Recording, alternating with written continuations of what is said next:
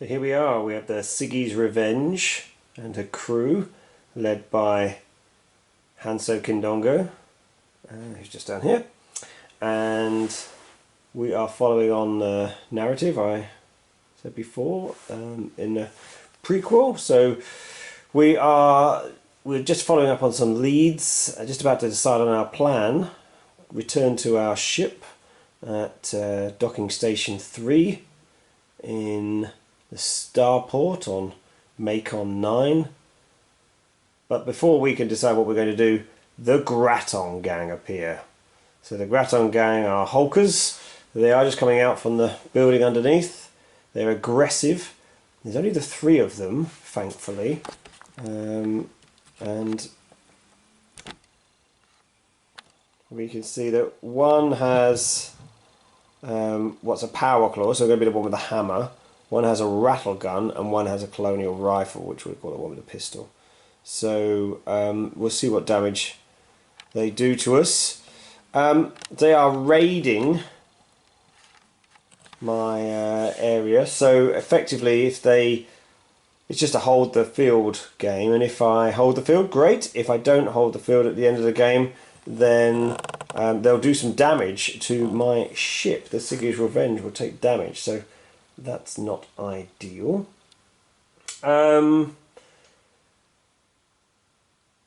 So also, oddly, they are surprised. Despite leading the attack, they perhaps weren't expecting us to be here, so they're surprised, so they won't get to act in round 1. So although I didn't seize the initiative, I didn't get anything fancy with that. That's a test you roll at the beginning where you add your highest savvy. I've got a savvy of 2 on one of my guys, which is really good.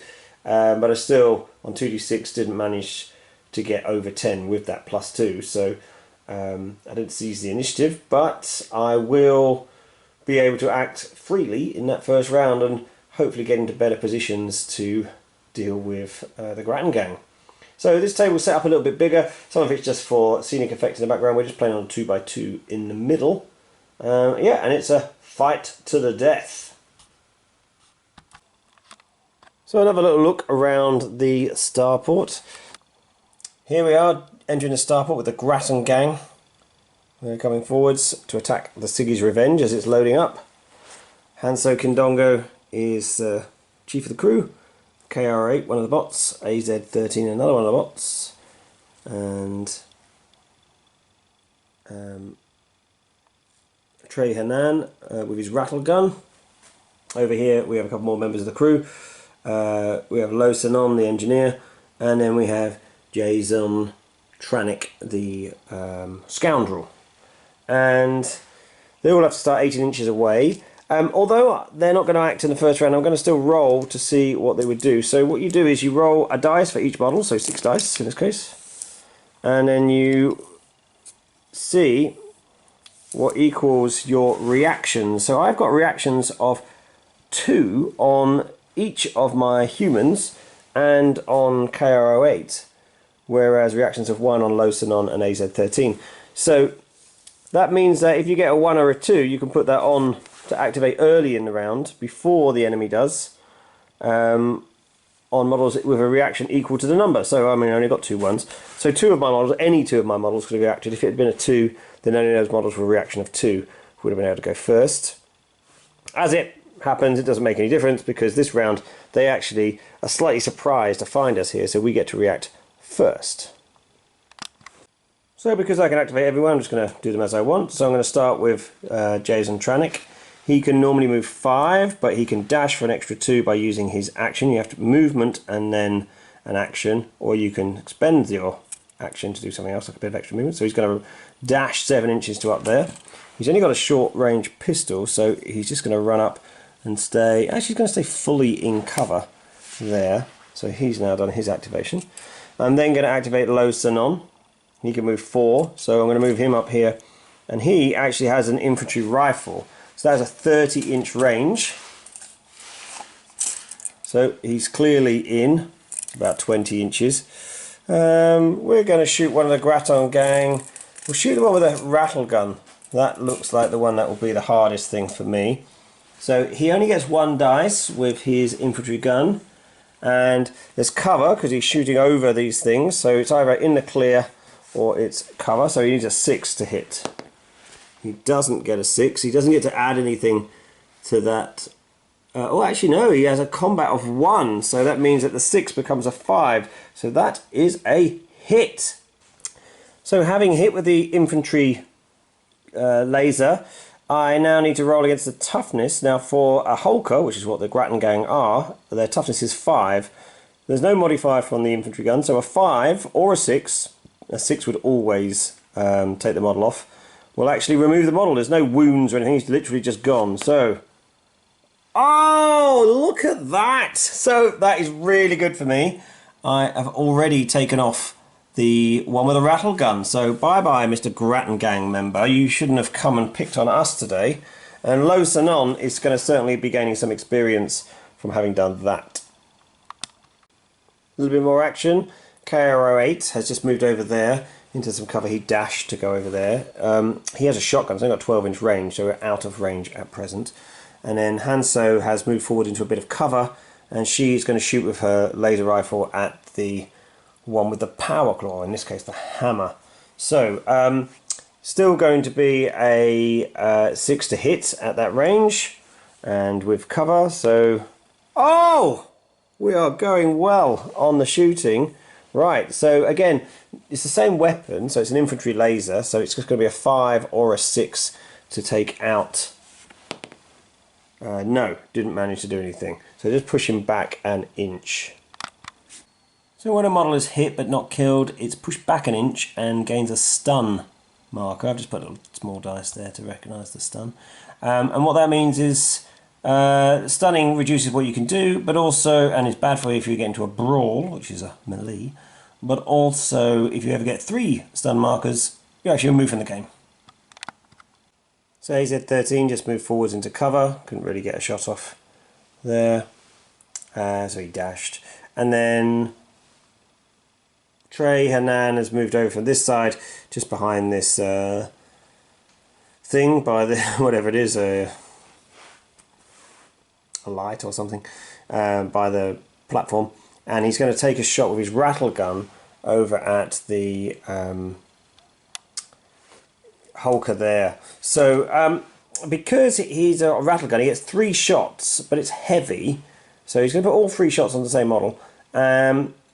Because it's heavy and he's moved, he gets -1 to hit, and it would obviously be 6s, but he's got a combat of 1, so he gets to add an extra 1 to this. So basically it's 3 dice on 6s, so it's worth a go. Ah, he actually gets a hit. So 1 hit on the Dooflicky Hulker, the Gratton Gang member. It's actually got a damage of 0, so it doesn't make any difference on the damage, so it's still the same as it was, a 5 to take or a 6 to take him out. I didn't manage to take him out, so he gets pushed back another inch and gets another stun. So at the end of round 1, I'm actually pretty happy. I've taken off one of the 3 Gratton Gang members. It's quite a small squad that came to get me. There's no modifier for Hulkers, so when you choose who you're fighting, you sometimes add more models, but because they're Hulkers, they're quite tough. They all bunched up together because they're aggressive, and they've got relatively close range weapons now that I've taken out the rattle gun. So I've moved up a little bit, which I'm fairly happy with. Obviously taking 1 out and 2 stun points on the other is pretty handy. So at the start of round 2, I'll do sorry, I'll do my reactions again. So, oh, much better than I got before. So these 3 don't matter. But here I've got 2 2s and a 1. So the 2s can either go on any of the humans, or they can go on KRO8 to let them go before the Gratton Gang do. And the 1 can go on anybody. So I'm going to spend my 2s on Trey Hernan, because I think he could finish off that Gratton Gang member, and then I'll put them on the other guys who've got decent shooting as well. So I'll put the other 2 on Kindongo and 1 on AZ-13, because AZ-13 can only activate on a 1, and then technically I put the 3s on the others, but I won't bother putting them down because they will all activate anyway after the Gratton Gang have gone, if there are any Gratton Gang members left, of course, because I could wipe them out, but probably not. Okay. So I'm going to start off with Hanso. She's going to take a shot at the Gratton Gang member with the Power Claw, or club in this case. And she's going to spend her, instead of doing her move, she's going to aim, which means that she can re-roll ones. So because there's still cover and it's a long way away, it's still sixes to hit. She doesn't have any combat, so she doesn't get any extra dice. It's just one dice on a 6, but I can re-roll a 1 if I get one. Oh, so I can re-roll the 1. So let's see. Oh, it's close, but no cigar. So she shoots. That's her done. I'll then do Trey Hernan, and he'll do the same. He'll fire with his 3 dice. Now again, needing 6s on the same target. What I forgot to say before was he has a battle visor, which allows him to re-roll 1s as well. So effectively allowing him to aim for free. So let's see if he can do anything. He gets 1-6, so he's hit him, which is really good. Let's see if I can actually take him out on a 5. No, I don't take him out, but it's a 3rd stun, so he should be removed from the game now. So yes, 3 stuns actually removes this model from play, so he is also gone. Another small thing I forgot to do was that because they're aggressive, when they get hit and not killed, they should have moved an inch forward, but it wouldn't have made any difference. And also I did roll, I forgot to do it on camera, I did roll what's called a bail test. So if you lose a model in a round, you have to roll a test to see if they run off. 1 dice per model removed, and then depending on what faction you are, tells you if other models will go, what target number you need, and it was only a 1 for these guys. So there is just the 1 left. I am feeling pretty confident now. I've still got AZ13 still to go, so he's going to aim and try a shot. He's in range at 30 inches there, so 1 dice needs a 6 because of the cover, but can re-roll the 1. No, he doesn't get that. So we've finished the quick actions, i.e. my guys who can go first, so these 3 have been. The rest of my team, KR08, Losanon and Trey will, Jason, will have to wait. But before they do, we get to move the Hulker, and he is going to come forwards. So they have an AI, which is dependent on the type of model, so these ones are aggressive. So in his situation, he has to move forwards. He doesn't just blindly move forwards. He's got a ranged weapon, so he moves forwards and shoots. So he's got a colonial rifle. So he is in range, and he shoots the closest enemy. Well, he shoots the enemy, and it's the easiest shot, but they're all in cover. So he's going to go for Hanso. His shoot is +1, so cover would be 6. So he actually needs a 5 or 6 to hit. He doesn't manage to hit, so I'm okay with that. So that now leaves me with the rest of my team.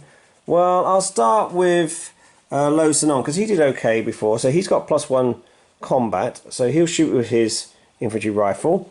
It's a 6 because of the cover, but it becomes a 5 because of his +1 combat, and I will aim to give him re-rolling 1s. He doesn't get a 1 and he doesn't get a 5, so Losanon has used his round. So now I've got my 2 short range options. I've got Jason over here who's only got a pistol of range 8, so he's a bit far away from stuff. And I've got KR08, so let's have a think. So Jason's just moved round to this control terminal for the flight pad, just to get round and get a bit better angle if you can. And then KR08 has moved forwards a normal move of 4 inches, and then he's going to use his shotgun, which is a range of 12, to try and take out the Hulk member of the Gratton Gang that's left. So with a shotgun he gets 2 dice. I also have a combat of 1. It's focused, so both the dice have to go on the same model, but there is only 1 model anyway, so it would normally be 6s, but it's 5s because I'm focused. Sorry, not because I'm focused, because I've got combat of 1. I actually got 1 hit there, so that's good. So that will do a number of things, which we'll come to in a moment. But first off, I'll see whether it kills him. I've got a damage of 1, so the 5 I need goes to a 4. No! We didn't wound him. So what happens is he moves forwards an inch because he's aggressive. So let's... Well, forward is still that way. I think that would be the best thing for him. He gets a stun, which then moves him back an inch. Okay, and we will put the stun on him there. And that is the end of round 2. There are some optional bits here in this game, and I have decided to use one of those, which is random events. So I have rolled a looks valuable. This little white box suddenly looks quite valuable, and we've determined that that's its position. And if I move into base content and do a non-combat action, I can gain some credits from inside it. So yeah, I think I'll probably do that. So to start round 3, I will do my reactions again. Not so good this time, just the one quick reaction, and everybody else is going to go after the model, the Gratton Gang member. I'm going to take a risk. I want the cash, so I'm going to risk somebody to go and get it. Probably Hanso, because she's the closest. Yeah, so Hanso's going to use her movement. She can easily get there. It does put her in the open, and then she's going to raid that box, and she will gain 1d3 credits. She will gain 3 credits. Well, as long as she doesn't die, that will be worth it. Great. So when a model activates with a stun token, it can do either a move or a shoot. So I'm going to take that stun token off and allow the Hulker to shoot at the easiest target to hit, which is Hanso. So Hanso is a 5 to hit. If it was within 6 inches, it would be a 3. I'm going to class as they can see over that terrain. They're close enough. I think we'll give them the advantage. They're suffering today. So it's going to be a 5 to hit, but they have +1 combat, so it's actually a 4.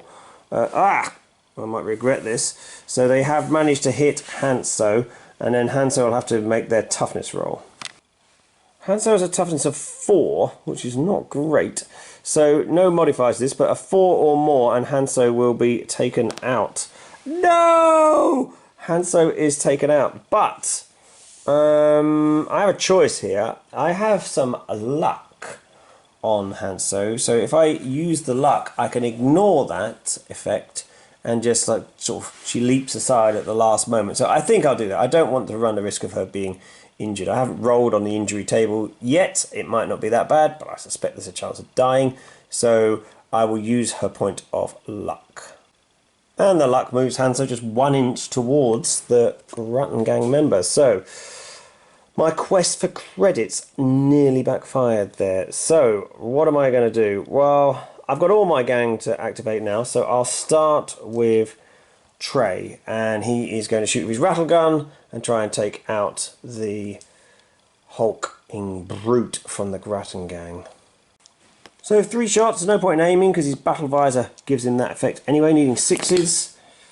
I've got 1 6 and 2 3s, so 1 hit. No damage to the modifier, no modifier to the damage, so it's a 5 or 6 to kill. No, not killed. So a stun, goes back 1 inch and then comes forwards 1 inch because he's aggressive, so stays basically where he is. I will now shoot with KR08 and with his shotgun.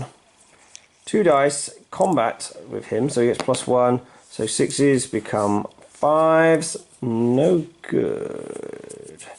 I mean, I didn't say I aimed, but I could have aimed and it wouldn't make a difference either. Let's try a low Sanon. He'll aim and try again. He's been quite lucky with his shooting. He hits because he's got a combat of 1, so it's a hit. No damage modifier again, but a 5 or a 6 to remove the target. No! So another stun. Again, goes back 1 inch, then forwards 1 inch, so it doesn't actually make any difference, but up to 2 stun now. 1 more and I'll take him off. AZ is going to move a little bit because I don't think I could really see. And now he's going to try again, so he's just a 6. Oh, I just need to check if he's got combat. I don't think he does. No, unfortunately he doesn't, so that is a miss. So I've only got 1 model left. This round is not going as I wanted. I meant to finish this guy. Hanso's going to be left in the middle of the bloody playground in a minute. Right, so Jason, it's your time to shine. So Jason's moved up. I couldn't quite get far enough round to get a clear shot. He's only got a blast pistol, which has a range of 8. Fires 1 shot. I don't have any combat, but I do have 1 damage if I get in. So it's going to be just a normal shot on a 6. Oh, darn it. Now he has stun on it, but I didn't hit him. So if I'd have managed to get the hit, I would have stunned him, and that would have stunned him off the table, irrespective of whether I'd wounded him or not.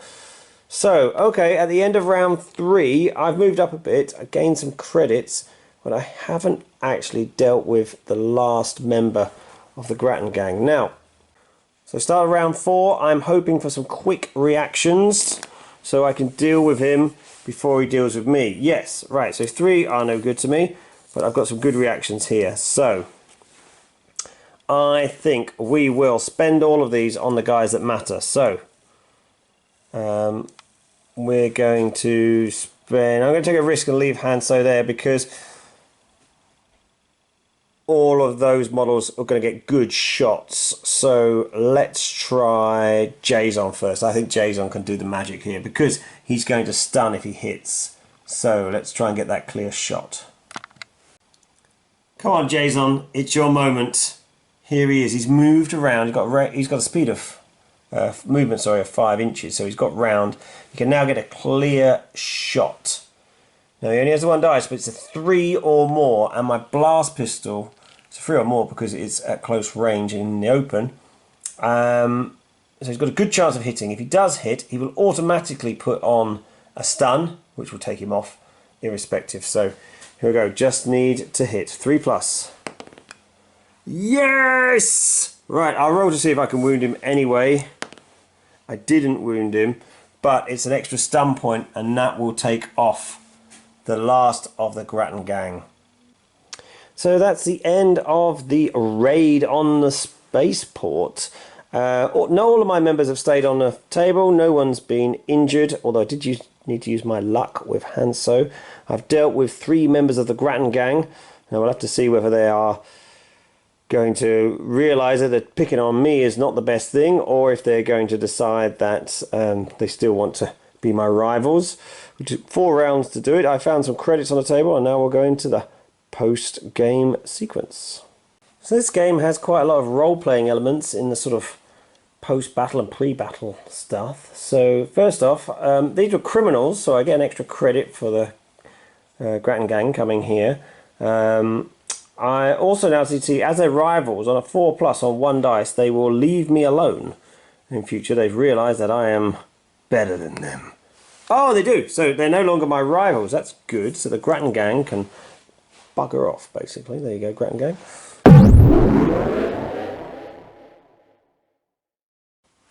So we have successfully survived the raid on Macon IX. The Sigi's Revenge is undamaged. We have seen off the Gratton Gang. They are no longer going to come and bother us. They have seen the error of their ways. So what happened? I picked up a Fury rifle, which is quite cool. Like I say, I'll probably give that to Hanso. I found this personal trinket. I gained 3 credits for the valuable item. I gained another 2 credits in the sort of just general post-game stuff, and another 1 credit for the beating the criminals. The Gratton Gang were criminals, so a total of 6 credits, which is not massive, but pretty handy. I still need to pay off my debt for the Sigi's Revenge. And then we've just totaled up the experience. So Hanso gains 3 experience. She has 2 already, so it takes her to 5. Not enough, unfortunately, to level up anything yet. Trey has gone to 3 experience. Jason has gone to 3 experience. Lo Sanon has gone to 4 experience. 3 for surviving the game and winning, but also 1 extra for the first person to kill someone in the game. Perhaps slightly surprisingly. I'm sure Lo Sanon was also surprised. And KR08 and AZ13 being bots do not gain any experience, so they just stay as they are. They can't learn anything. Well, they can learn, but only what they're programmed.